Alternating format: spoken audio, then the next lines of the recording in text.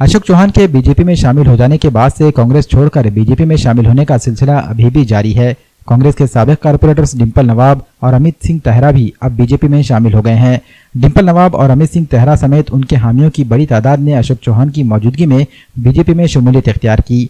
इस मौके पर एमपी प्रताप पाटिल चिखलीकर, साबिक MLA Amar Rajurkar, BJP municipal सदर दिलीप कंदकुर्ते और प्रवीण साड़े समेत बड़ी तादाद में बीजेपी ओहदेदारान भी मौजूद थे। साबिक कारपोरेटर डिंपल नवाब और अमित सिंह तेहरा अशोक चौहान के करीबी माने जाते हैं। डिंपल नवाब ने कहा कि वो लोकसभा इंतखाबात में बीजेपी उम्मीदवार को कामयाब करने के लिए काम करेंगे। इस मौके पर नवाब की जानिब से अशोक चौहान और चिखलीकर की तहनीत भी की गई। आज हमने साहब के मोदी जी के और अशोक राव जी चौहान साहब और चिखलीकर साहब के नेतृत्व में सभी गुरुद्वारा प्रभाग और 17 नंबर प्रभाग चिखलवाड़ी के सिख समाज और हमारे वटर दिल्ली के समाज के सब कम से कम 3-4 हज़ार लोगों ने प्रवेश करे बीजेपी पे। पहले कांग्रेस के नगर सेवक थे, अब बीजेपी में प्रवेश सब मतलब पूरा प्रभाग ही प्रवेश करे।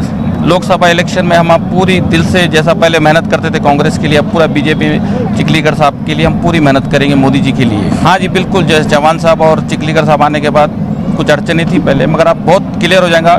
नीचे से लोगों को पता क्लियर रास्ता हो गया कि आराम से विकास कर सकते हैं। आज गुरुद्वारा प्रभाग हो गया सब तरफ।